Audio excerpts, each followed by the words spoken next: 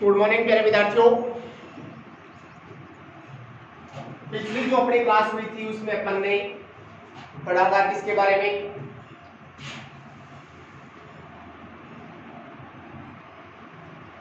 Inter relationship between respiratory substance. इस lesson के छोटे छोटे दो टॉपिक बचते हैं। एक टॉपिक एक तो ध्यान रखना बेटा, जो श्वसन है उस श्वसन का एक दूसरा नाम भी देते हैं। श्वसन एक एम्फीबोलिक बायोटिक रिएक्शन है।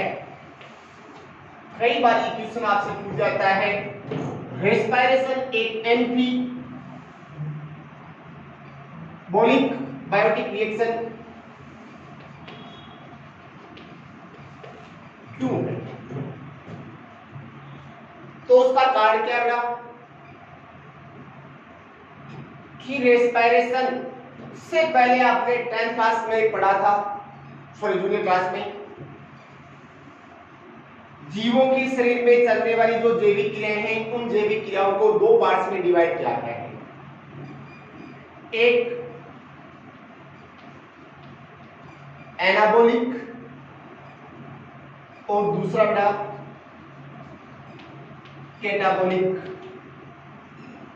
कैटाबॉलिक नाम क्यों दिया था, एनाबॉलिक का नाम क्यों दिया था, या क्या थे ये? तो वह बायोटिक रिएक्शन जिसमें कोई बड़ा अणु टूटता है या अपघटित होता है और उसके फलस्वरूप किसका निर्माण होता है बेटा? छोटे छोटे अणुओं का निर्माण होता है। तब उसे अपन क्या कहते हैं? कैटाबॉलिक। और एनाबॉलिक किसे कहा था? जिसमें छोटे अणु जुड़कर किसका निर्माण करते हैं? बड़े अणु का निर्माण करते हैं। उसे अपन क्या कहते हैं बेटा? एनाबॉलिक। अब 10th जूनियर क्लास में आपने पढ़ा था बेटा उभयचरी। इंग्लिश में कहा था अपन ने एम्फीबिया। एम्फीबिया क्या थे? वे एनिमल्स जो जल और स्थल दोनों प्रकार के आवास में सर्वाइवल करते हैं, उसे अपन क्या कहते हैं? एम्फीबिया। वहीं से शब्द निकाला बेटा, respiration is a amphibolic biotic reaction. Why? क्योंकि रेस्पिरेशन की प्रोसेस में कैटाबॉलिक एंड एनाबॉलिक दोनों प्रकार की रिएक्शन होती है, इसलिए इसे एम्फीबोलिक रिएक्शन कहते हैं। कैसे होती है? तो रेस्पिरेशन की प्रोसेस में अपन ग्लूकोज का लेते हैं उदाहरण। क्या होता है बेटा? ऑक्सीकरण। ऑक्सीकरण होने के लिए बाहर से क्या ग्रहण करता है? वायु। क्या बनता है बेटा? CO2 प्लस है, H2O प्लस है, एनर्जी। अब ग्लूकोज का श्वसन में ऑक्सीकरण हो रहा है, जिसके फलस्वरूप CO2 प्लस H2O प्लस ऊर्जा बन रही है। इसका मतलब बड़ा अणु टूट रहा है बेटा किसमें? छोटे अणु। तो इस कंडीशन में श्वसन क्या हो गया? श्वसन एक कैटाबॉलिक रिएक्शन, अर्थात respiration is A catabolic reaction. अब रेस्पिरेशन की पूरी प्रोसेस कंप्लीट होने के दौरान अनेक क्या बनते हैं बेटा? मध्यवर्ती यौगिक बनते हैं। इन मध्यवर्ती यौगिकों से विभिन्न प्रकार के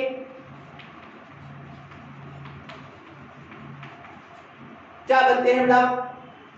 अन्य यौगिक बनते हैं। अब ये अन्य यौगिक छोटे अणुओं से बनते हैं। इसका मतलब है रिएक्शन इस कंडीशन में कौन से होंगे बेटा? एनाबॉलिक। क्योंकि जो मध्यवर्ती कंपाउंड है उन मध्यवर्ती कंपाउंड से दूसरे यौगिक बनते हैं और दूसरे यौगिक बनते हैं, इसका मतलब उन मध्यवर्ती यौगिकों के जुड़ने से बड़े अणु का निर्माण होता है। तब इस कंडीशन में क्या हो गया, एनाबॉलिक। तो रेस्पिरेशन ही कैटाबॉलिक रिएक्शन और रेस्पिरेशन के बनने वाले मध्यवर्ती यौगिकों से बड़े यौगिकों का अर्थात एनाबॉलिक रिएक्शन होती है।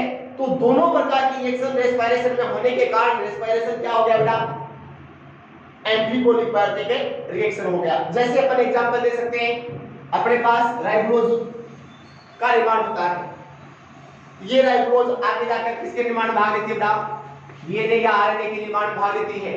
तो उस कंडीशन में क्या हो गया बेटा, छोटे अणुओं से किसका निर्माण हो रहा है, बड़े अणुओं का।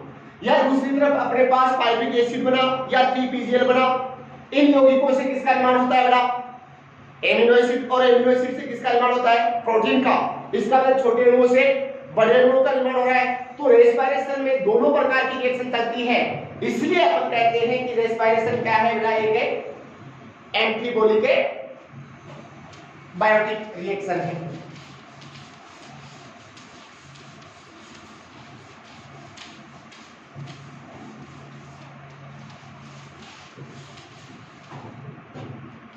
अगला टॉपिक है बेटा श्वसन गुणांक, या इंग्लिश में कहते हैं रेस्पिरेटरी क्यूटेंट। श्वसन गुणांक या रेस्पिरेटरी क्यूटेंट, जिसको शॉर्ट में लिखते हैं बेटा किससे, आरक्यू से। अब श्वसन गुणांक क्या है, तो आप सबको पता है श्वसन में खाद्य पदार्थों का क्या होता है बेटा,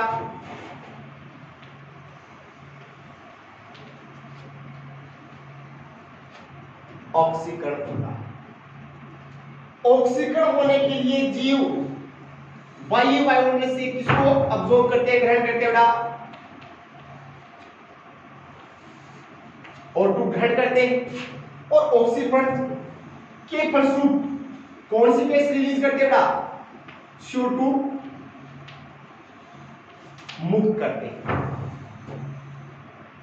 अब अपन ने कहा पॉइंट लिया है श्वसन गुणांक, और श्वसन गुणांक का अर्थ क्या है, तो उससे पहले अपन ने कहा कि श्वसन की प्रक्रिया के दौरान खाद्य पदार्थों का ऑक्सीकरण होता है, और ऑक्सीकरण करने के लिए ये जीव वायुमंडल से क्या ग्रहण करते हैं, O2 ग्रहण करते हैं, और क्या मुक्त करते हैं, CO2 मुक्त करते हैं। अब किसी जीव में श्वसन के दौरान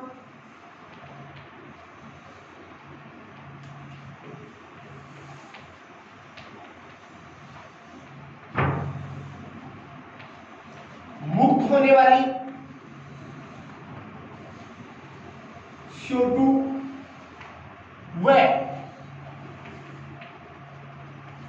ग्रहण की जाने वाली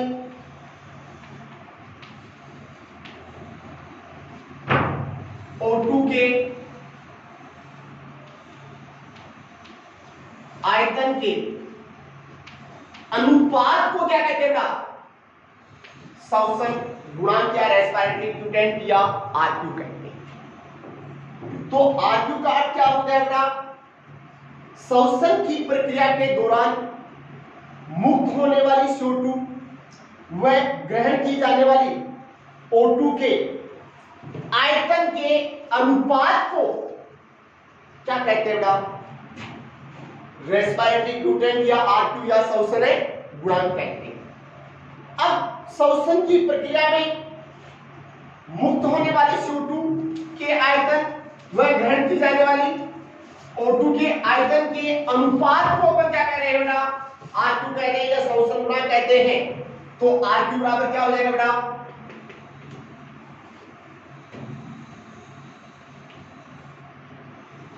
ग्रहण की गई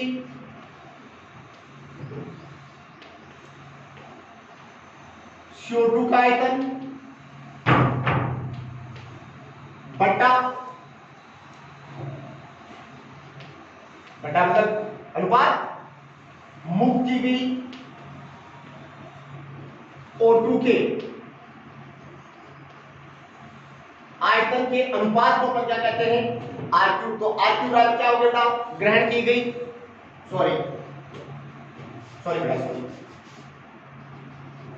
मुक्त की गई CO2 का आयतन तथा ग्रहण की गई O2 के आयतन के अनुपात को अपन क्या लिखते हैं, R3। तो R3 बराबर मुक्त की गई CO2 का आयतन बटा ग्रहण की गई O2 के आयतन। अब पौधों में R3 ज्ञात करने के लिए एक विशेष उपकरण का उपयोग किया जाता है जिसे कहते हैं गैनोक्स रेस्पिरेटरोमीटर। अब R3 ज्ञात करने के लिए जिस उपकरण का उपयोग करते हैं उसका नाम है बेटा गैनोक्स रेस्पिरेटरोमीटर, जो अपन बायोलॉजी में प्रैक्टिकल करेंगे। उस प्रैक्टिकल में अपने सिलेबस में क्या है बेटा, शामिल। अब R3 क्यों ज्ञात करते हैं,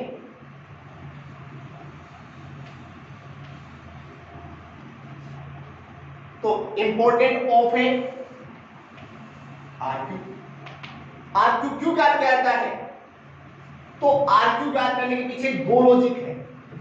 नंबर फर्स्ट, R3 की सहायता से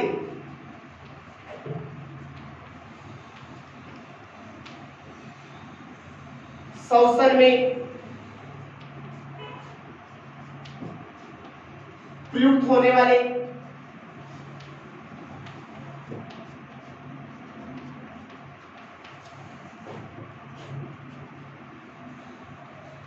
श्वसन क्रियाधार की जानकारी प्राप्त की जा सकती है। अब R3 ज्ञात करके या R3 मान के द्वारा या R3 के द्वारा अपन क्या निर्धारित कर सकते हैं कि पर्टिकुलर समय में पादप या जीव के अंदर कौन से पदार्थ को श्वसन क्रियाधार के रूप में प्रयुक्त किया जा रहा है। दूसरा, R3 की सहायता से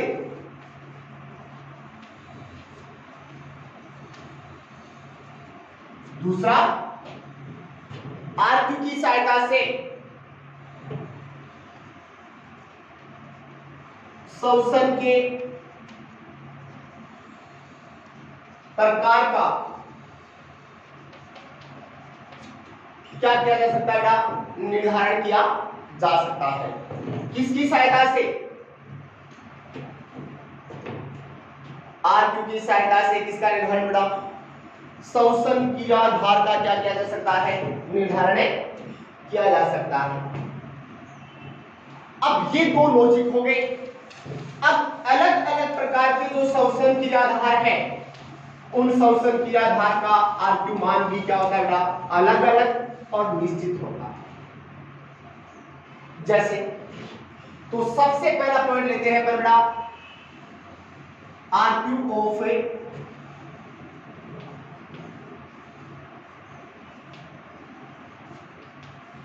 कार्बोहाइड्रेट।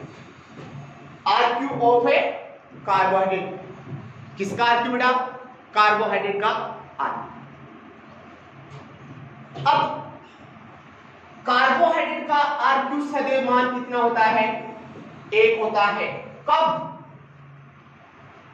जब श्वसन कौन सा चलता है बेटा, ऑक्सीश्वसन। ऑक्सीश्वसन में कार्बोहाइड्रेट का R3 मान सदैव क्या होता है, 1 होता है। क्यों 1 होता है, क्योंकि कार्बोहाइड्रेट के ऑक्सीकरण से मुक्त होने वाली CO2 का आयतन व ऑक्सीकरण के लिए प्रयुक्त ऑक्सीजन का आयतन क्या होता है, समान होता है। जैसे आप सबको पता है कार्बोहाइड्रेट में किसको श्वसन क्रियाधार के रूप में उपयोग करते हैं, ग्लूकोज को। ग्लूकोज का ऑक्सीश्वसन में ऑक्सीकरण करने के लिए कितने मॉलिक्यूल O2 के चाहिए, ग्लूकोज के 1 मॉलिक्यूल का ऑक्सीकरण करने के लिए 6 मॉलिक्यूल किसकी आवश्यकता होती है बेटा, ऑक्सीजन। क्या बनता है, 6 molecule CO2 plus 6 molecule H2 plus energy. अब R3 बराबर मुक्त की गई CO2 का आयतन बटा उपयोग की गई O2 का आयतन, R क्यूब वैल्यू रखो बेटा, मूव की गई CO2 कितनी है 6 CO2 बटा 6 O2 कितना आ गया 1। तो ऑक्सी सॉल्यूशन में कार्बोहाइड्रेट का आरक्यू वैल्यू कितनी होती है बेटा 1। अब आरक्यू वैल्यू यदि रेस्पिरेटर ग्रीनहाउस रेस्पिरेटर मीटर द्वारा अपन आरक्यू ज्ञात करते हैं और आरक्यू वैल्यू कितनी आती है 1, इसका मतलब सॉल्यूशन क्रियाधार के रूप में किसका उपयोग किया जा रहा है बेटा, किसका उपयोग किया जा रहा है कार्बोहाइड्रेट, किसका उपयोग किया जा रहा है कार्बोहाइड्रेट का। फिर है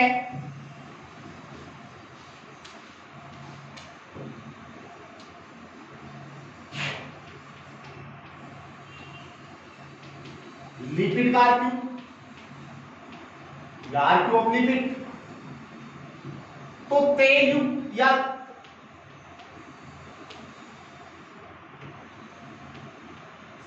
तेल युक्त बीजीय पादप जैसे सरसों, मूंगफली, कपास, इन पौधों के बीजों में जब सीड क्या होता है ना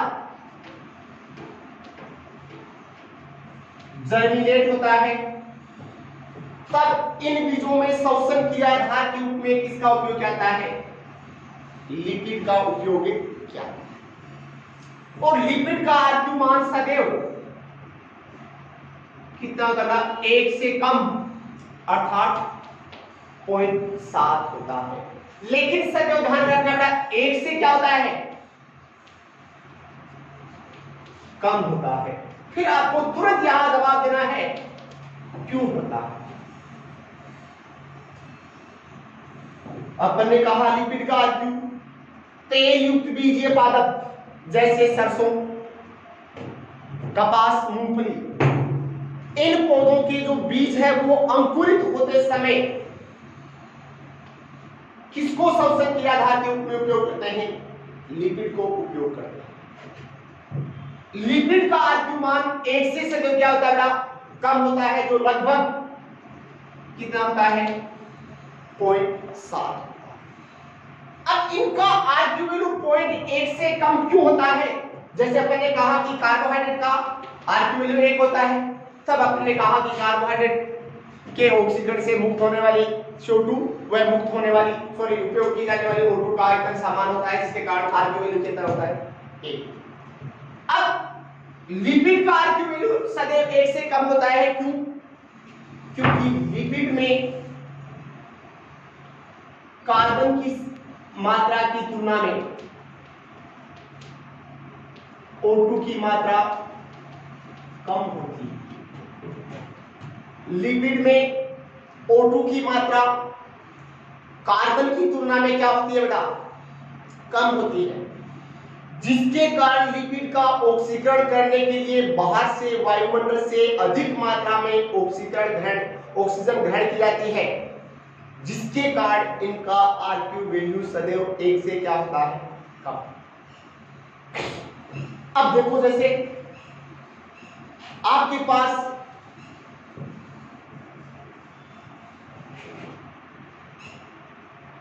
ये फॉर्मूला था C6H12O6। अब इस ग्लूकोज में ऑक्सीजन और कार्बन की मात्रा क्या है समान है, दोनों के कितने कितने परमाणु भाग ले रहे हैं 6 परमाणु भाग ले रहे हैं, जिसके कारण कार्बोहाइड्रेट का ऑक्सीकरण करने के लिए वायुमंडल से कम मात्रा में ऑक्सीजन ग्रहण की जाती है। जबकि लिपिड में कार्बन की तुलना में ऑक्सीजन की मात्रा क्या होती है बेटा कम होती है। कार्बन की तुलना में ऑक्सीजन की मात्रा क्या होती है कम होती है, क्योंकि याद करो बेटा लिपिड किसका बना है fatty acid plus glycerol. Fatty acid क्या थे लंबी हाइड्रोकार्बन वाले कार्बोक्सिलिक अम्ल।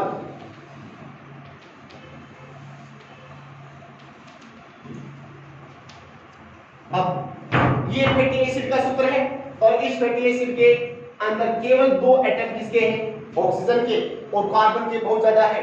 अब कार्बन की तुलना में लिपिड में ऑक्सीजन की मात्रा कम होने के कारण लिपिड का ऑक्सीकरण करने के लिए वायुमंडल से अधिक मात्रा में ऑक्सीजन ग्रहण की जाती है।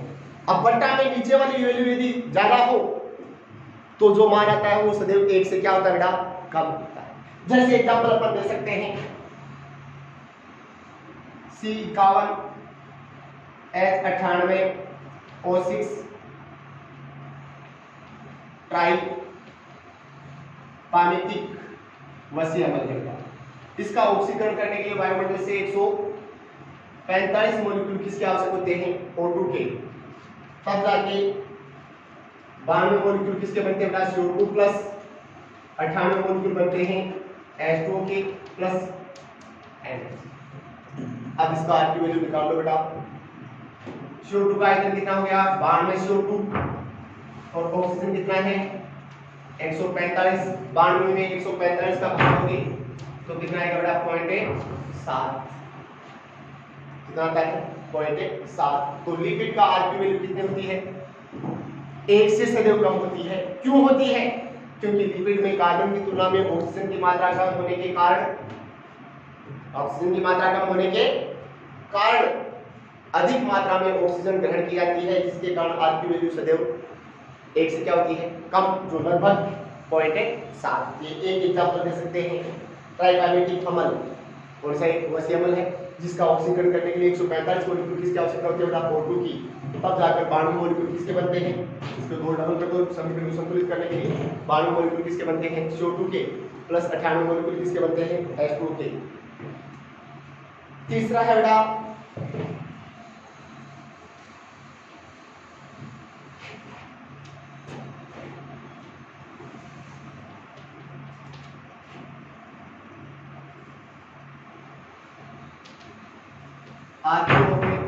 प्रोटीन। प्रोटीन को श्वसन के आधार के रूप में कब उपयोग किया जाता है, जब शरीर के अंदर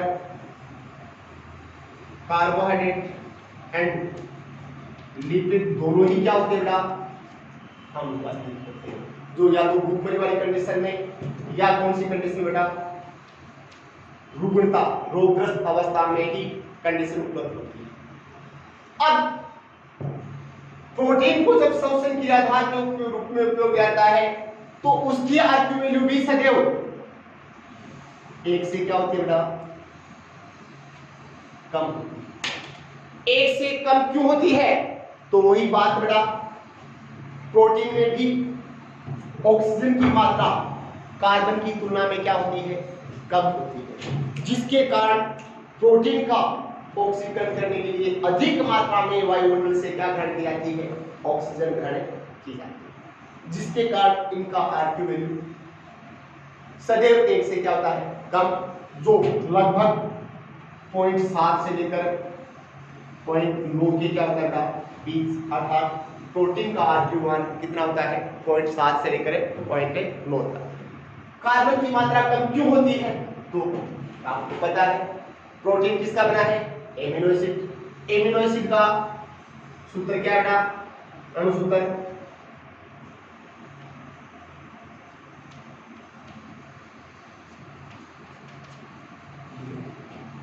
अब यहाँ क्या है बेटा, आर क्या है, लंबी हाइड्रोजन या एल्किल समूह है, तो मान लो CH3 है, अभी कार्बन 1 2 3 ऑक्सीजन कितने परमाणु है, 2।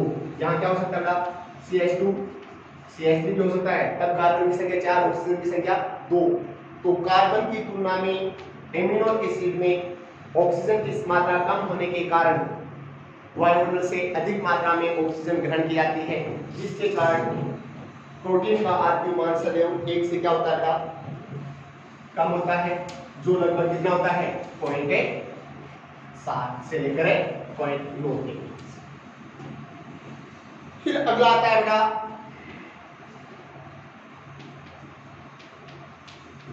कार्बोक्सिलिक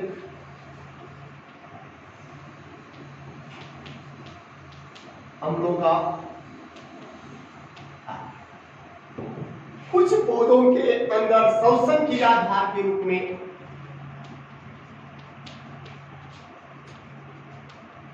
किसका उपयोग किया जाता है? कार्बोक्सिलिक अम्लों का उपयोग किया जाता है। किसके अंदर? कुछ पौधों में ऊर्जा उत्पादन करने के लिए श्वसन क्रियाधार के रूप में कार्बोक्सिलिक अम्लों का उपयोग किया जाता है। जब कार्बोक्सिलिक अम्लों को श्वसन क्रियाधार के रूप में उपयोग किया जाता है तो कार्बोक्सिलिक अम्लों का आरक्यू मान सदैव 1 से क्या होता है? अधिक होता है। 1 से अधिक होता है क्योंकि कार्बोक्सिलिक अम्लों में ऑक्सीजन की मात्रा कार्बन की तुलना में क्या होता है? कम होता है, सॉरी अधिक होता है। कार्बोक्सिलिक अम्लों में ऑक्सीजन की मात्रा कार्बन की तुलना में क्या होती है? अधिक होती है, जिसके कारण ऑक्सीकरण करने के लिए वायुमंडल से बहुत कम मात्रा में बाहर से ऑक्सीजन ग्रहण की जाती है, जिसके कारण इनका आरक्यू वैल्यू कितना होता है? 1 से अधिक होता है। अब देखो, जैसे आपके पास कौन सा अम्ल का? फॉर्मिक अम्ल। कार्बन की संख्या कितनी है? 1। ऑक्सीजन की मात्रा कितनी है? ऑक्सीजन के 2 परमाणु। इसका मतलब ऑक्सीकरण करने के लिए बाहर से वायुमंडल से कम मात्रा में ऑक्सीजन ग्रहण की जाती है, जिसके कारण आरक्यू वैल्यू क्या होती है? सदैव 1 से अधिक। आपको कुछ एग्जांपल याद रखने हैं। औद्योगिक अम्ल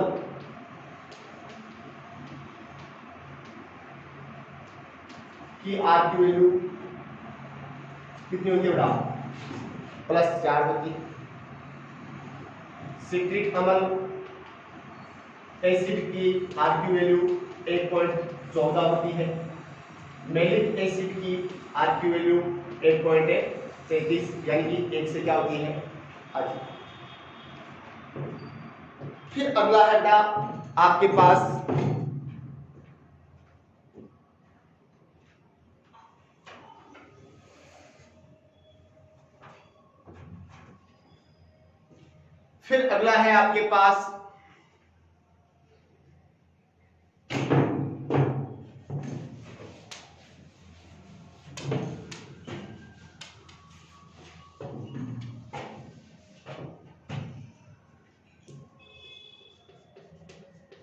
मांसलोद्भिद पादपों की मांसलोद्भिद पादप कौन से होते हैं? जिन पौधों में स्टोमेटा बेटा कब ओपन होते हैं?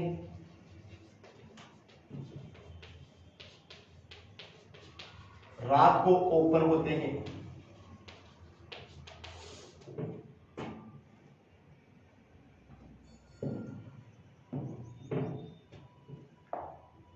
जिन पौधों में स्टोमेटा रात को ओपन होते हैं उन पौधों में CO2 की पूर्ति किसमें करने के लिए बेटा? प्रकाश संश्लेषण में CO2 की पूर्ति करने के लिए खाद्य पदार्थों के ऑक्सीकरण से मुक्त बनने वाली जो CO2 है, इस CO2 को ये पादप वायुमंडल में मुक्त न करके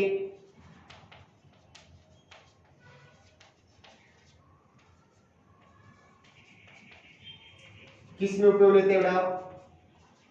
प्रकाश संश्लेषण में ही उपयोग लेते हैं। मांसलोद्भिद पौधों में स्टोमेटा रात्रि को ओपन होते हैं, तो इन पौधों में दिन के समय प्रकाश संश्लेषण की प्रक्रिया चलती है। अब दिन के समय श्वसन द्वारा जो CO2 उत्पन्न होती है या श्वसन की प्रक्रिया द्वारा खाद्य पदार्थों के ऑक्सीकरण से जो CO2 मुक्त होती है, उस CO2 को ये पादप किस में काम ले लेते हैं? प्रकाश संश्लेषण में उपयोग लेते हैं, जिसके कारण इन पौधों में श्वसन के दौरान बनने वाली वायुमंडल जो CO2 है वो बाहर मुक्त नहीं होती है। तो उसके कारण क्या होगा बेटा?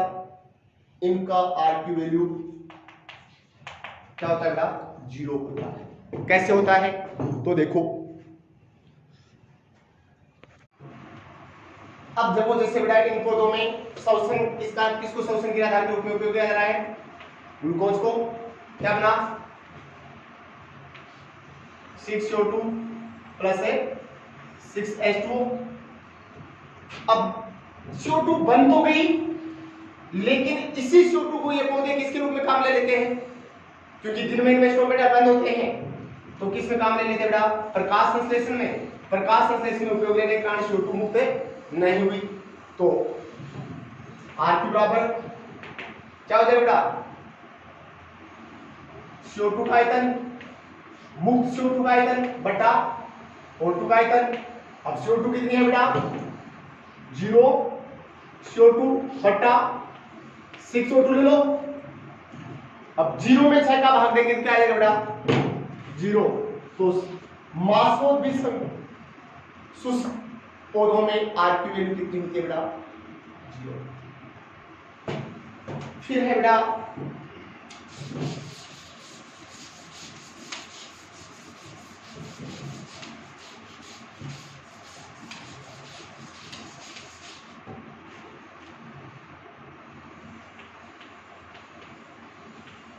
अनोक्सी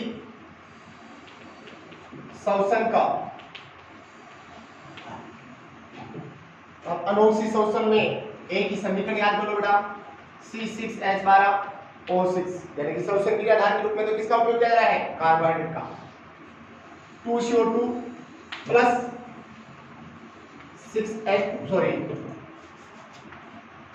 2C2H5 पे OH प्लस एनर्जी। अब R2 बराबर मुक्त CO2 का आयतन बटा उपयोग की गई O2 का आयतन, मुक्त की गई CO2 का आयतन बटा क्या है 2CO2 प्लस अनोक्सी शोषण में बाहर से वायुमंडल से ऑक्सीजन ग्रहण नहीं की जाती है तो 0O2। अब 2 में 0 का भाग देंगे तो क्या आएगा, किसी संख्या में 0 का भाग देते हैं तो क्या आता है बेटा अनंत इन्फिनिट। तो अनोक्सी शोषण में R2 का मान क्या होता है इन्फिनिट। ये आपके पास आ गया क्या। अब पॉइंट ध्यान रखना है बेटा,